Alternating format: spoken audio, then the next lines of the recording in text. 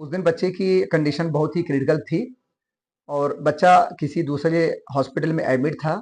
वहाँ से बच्चा शिफ्ट होकर के हमारे हॉस्पिटल में आया और इस बच्चों को तुरंत जो है वेंटिलेटर मशीन पे हम लोगों ने डाला। 4-5 दिन तक ये बच्चा हमारे यहाँ वेंटिलेटर मशीन पे था। उसके बाद सीपैप पे हमने बच्चों को शिफ्ट किया। सीपैप से बच्चों को नॉर्मल ऑक्सीजन पे रखा। फिर 24 घंटे के बाद इसके ओंठ काला पड़ने लगा, फिर पैर भी काला पड़ने लगा था। तो वहाँ से हम लोग लेकर गए दूसरे डॉक्टर के पास। वहाँ पे जब 24 घंटा देखे हम लोग, तो इसकी कंडीशन एकदम सीरियस हो रही थी, अच्छी नहीं थी। उसके बाद हम लोग नजमा हॉस्पिटल में यहाँ पर लाए। आयुष्मान बना गरीबों का सहारा। नजमा हॉस्पिटल में बच्चों का मुफ्त इलाज। नवजात को मिली नई जिंदगी। शहर के ब्रह्मस्थान स्थित नजमा हॉस्पिटल अब आयुष्मान भारत योजना के तहत बच्चों का मुफ्त इलाज कर रहा है। और यही वजह है कि ये अस्पताल असहाय परिवारों के लिए किसी वरदान से कम साबित नहीं हो रहा। आर्थिक तंगी से जूझ रहे परिवारों के लिए इलाज अक्सर सबसे बड़ी चिंता बन जाता है, लेकिन अब आयुष्मान कार्ड धारकों को यहाँ बिना किसी शुल्क के आधुनिक सुविधाओं और अनुभवी चिकित्सकों की देखरेख में समुचित उपचार मिल रहा है। हाल ही में एक ऐसा मामला सामने आया जिसने इस अस्पताल की संवेदनशीलता और तत्परता को साबित कर दिया। एक नवजात शिशु को गंभीर अवस्था में यहाँ लाया गया। हालत इतनी नाजुक थी कि परिजन घबराए हुए थे, लेकिन डॉक्टरों की सतर्कता और समय पर इलाज ने चमत्कार कर दिखाया और बच्चे को स्वस्थ कर घर भेज दिया गया। खास बात यह कि पूरा इलाज आयुष्मान कार्ड के तहत निःशुल्क किया गया। बच्चे की मां हुस्मम बानो ने भावुक होकर बताया कि अगर आयुष्मान योजना का सहारा ना होता तो उनके लिए इलाज कराना संभव नहीं था। उन्होंने अस्पताल प्रबंधन और डॉक्टरों का आभार जताया। इस मौके पर डॉक्टर ज़ोरार अहमद ने गायनेकोलॉजिस्ट चिकित्सकों से अपील की कि डिलीवरी के बाद नवजात शिशु की संपूर्ण जांच अवश्य की जाए और जन्म के तुरंत बाद स्तनपान सुनिश्चित कराया जाए ताकि भविष्य में जटिलताओं से बचा जा सके। स्थानीय लोगों का कहना है कि आयुष्मान योजना लागू होने के बाद नजमा हॉस्पिटल अब गरीब परिवारों के लिए भरोसे का केंद्र बनता जा रहा है। एक बार फिर ये साबित हुआ है कि जब सेवा और संवेदना साथ चलें तो स्वास्थ्य सुविधाएं सच में जनकल्याण का माध्यम बनती हैं। डॉक्टर साहब अपना परिचय बताइए। मैं doctor Zorar Ahmad, senior consultant child and neonatal disease. Doctor साहब, जिस तरीके से आपके हॉस्पिटल में एक बच्चा एडमिट हुआ था और बड़ी क्रिटिकल कंडीशन में था, उसको आप लोगों ने कवर किया, अब वो स्वस्थ हो गया है, तो क्या संदेश है सर आपका? बेबी ऑफ हुस्मा हमारे हॉस्पिटल में जिस दिन आया था, उस दिन बच्चे की कंडीशन बहुत ही क्रिटिकल थी और बच्चा किसी दूसरे हॉस्पिटल में एडमिट था। वहाँ से बच्चा शिफ्ट होकर के हमारे हॉस्पिटल में आया और इस बच्चों को तुरंत जो है वेंटिलेटर मशीन पे हम लोगों ने डाला। 4-5 दिन तक ये बच्चा हमारे यहाँ वेंटिलेटर मशीन पे था। उसके बाद सीपैप पे हमने बच्चों को शिफ्ट किया। सीपैप से बच्चों को नॉर्मल ऑक्सीजन पे रखा और आज बच्चा ये संतोषजनक ठीक होकर के घर जा रहा है। तो हमें इस बात की बहुत खुशी है कि इतना क्रिटिकल बच्चा हमारे यहाँ आयुष्मान स्कीम के अंदर भर्ती था और इस बच्चे का हम लोगों ने फ्री में इलाज किया और आज ठीक ठीक ठीक होने के बाद हम इस बच्चे को डिस्चार्ज कर रहे हैं। डॉक्टर साहब, सबसे बड़ी चुनौती होती है कि जो पेशेंट होता है और उसके जो गायनी डॉक्टर्स होती हैं, उनके बीच में मिसकम्युनिकेशन की वजह से भी कभी-कभी केसेस बिगड़ जाते हैं। ऐसा देखा गया है कई बार, तो उसको लेकर के आपकी क्या हाँ, राय अ, अ, अ, ऐसा है कि जो भी बच्चे हम लोगों के पास आते हैं, कभी-कभी कई बच्चे हम लोगों के पास ऐसे भी आए जिन बच्चों को टट्टी का रास्ता नहीं था। बहुत सारे बच्चे ऐसे भी एडमिट हुए हैं जिनका खाने वाली नली और सांस वाली नली आपस में जुड़ी हुई थी। तो हमारा जो है गायनेकोलॉजिस्ट को एक संदेश यही है कि बच्चे के पैदा होने के बाद अगर बच्चा कितना भी ठीक लगता है, बच्चा रो रहा है, बच्चा गुलाबी है, किसी तरह की कोई दिक्कत अगर नहीं लग रही है, तब भी उसको 100% जो है बच्चों को चेक करा करके दूध पिलाना चाहिए। क्योंकि हमें ऊपर से ये नहीं दिखाई देता कि बच्चे की सांस की नली, खाने वाली नली आपस में जुड़ी है कि नहीं जुड़ी है, बच्चों को लैट्रिन का रास्ता है कि नहीं है, वो दूध पिलाने के बाद ही पता चलता है। तो अगर सपोज करिए कि किसी बच्चे को लैट्रिन का रास्ता नहीं है, अगर हमने बच्चों को दूध पिला दिया, दूध पिलाने के बाद बच्चा लैट्रिन नहीं करेगा तो उसका पेट फूलेगा। कभी-कभी पेट इतना फूल जाता है, लोग गैस के चक्कर में 1 दिन 2 दिन इलाज करवाते हैं और उसमें आते बच्चे की फँस जाती है। तो हम लोगों के पास कम से कम पिछले 1-2 साल में 2 या 3 बच्चे ऐसे एडमिट हुए हैं, जिनको लैट्रिन का रास्ता नहीं था, उसका हमारे हॉस्पिटल में ऑपरेशन हुआ और दूसरी चीज़ ये है कि आंतें फँस गई थी, उसका भी ऑपरेशन करना पड़ा।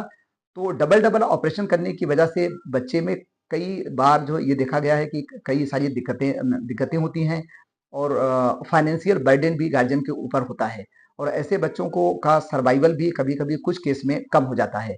तो अगर टाइम पे हम लोग ये रूल आउट कर लें कि बच्चों को जन्मजात कोई प्रॉब्लम है, तो टाइम पर बच्चे का ऑपरेशन हो जाए और उसके बाद जो है बच्चों को हम फीड शुरू करें। और दूसरी चीज़ है कि जब कोई भी बच्चा डिलीवर्ड होता है और डॉक्टर के पास जाता है तो डॉक्टर जो है हर तरह की गार्जियन को जानकारी देते हैं।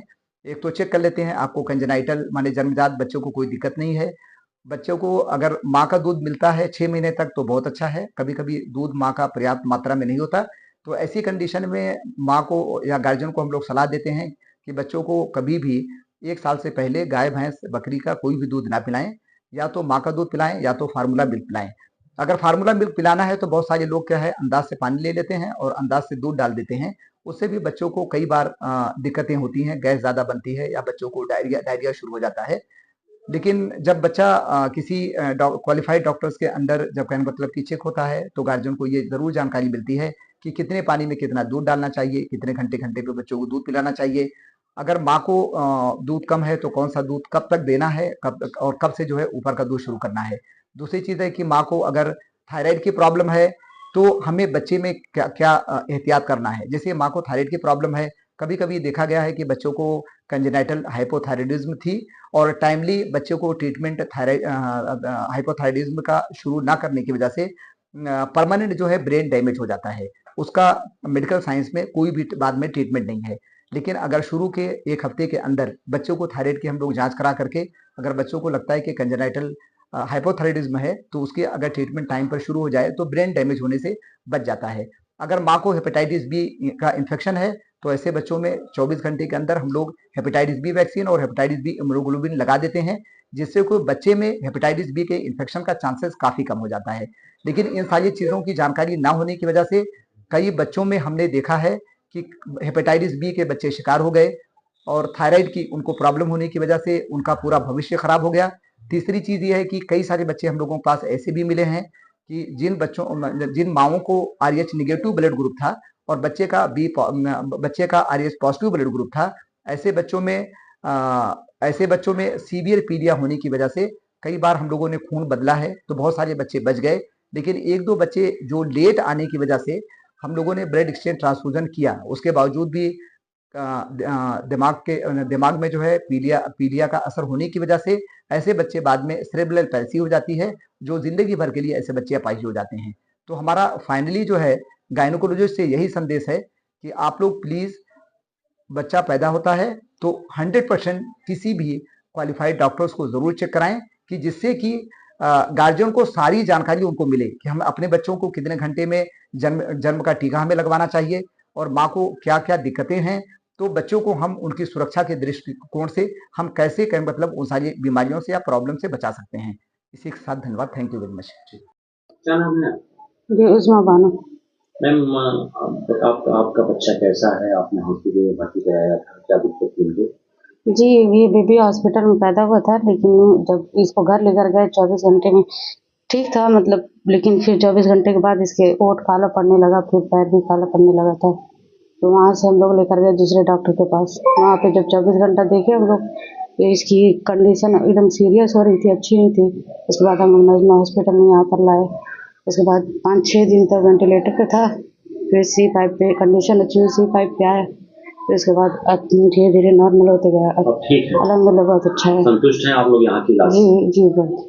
यहाँ का स्टाफ कैसा है, डॉक्टर साहब कैसे जी हैं बहुत और अच्छे व्यवस्थाएं कैसी स्टाफ हैं? बहुत ख्याल रखते हैं, डॉक्टर भी बार-बार देखते हैं, हर चीज़ बताते हैं पूरा अच्छे से। आपका इलाज, बेबी का इलाज जो है कि आयुष्मान कार्ड से हुआ? जी आयुष्मान कार्ड से बिल्कुल फ्री एकदम पूरा हुआ हर तो चीज़। किसी भी तरह का कोई चार्ज लिया गया आपसे? नहीं।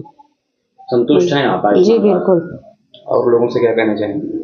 यही कहना चाहूँगी कि अच्छा आयुष्मान से अगर कराएँ तो बहुत अच्छा है लोगों के लिए, अच्छा है मतलब परेशानी नहीं होती, तो कौन फ्री सा में इलाज हॉस्पिटल में होता है। आपने इलाज कराया पता है आपको? जी ये नजमा साहब, नजमा। तो क्या कहना चाहेंगे हॉस्पिटल और डॉक्टर साहब के ये लिए? बहुत अच्छा है। मैं यही कहना चाहूँगी कि यहाँ पर आना चाहिए, मेरा बच्चा बहुत अच्छा हो गया है। पहले ही बहुत सीरियस था ये। डॉक्टर भी बहुत अच्छे हैं, बार-बार डॉक्टर देखते हैं, 24 घंटा स्टाफ रहती है, पूरा हर चीज़।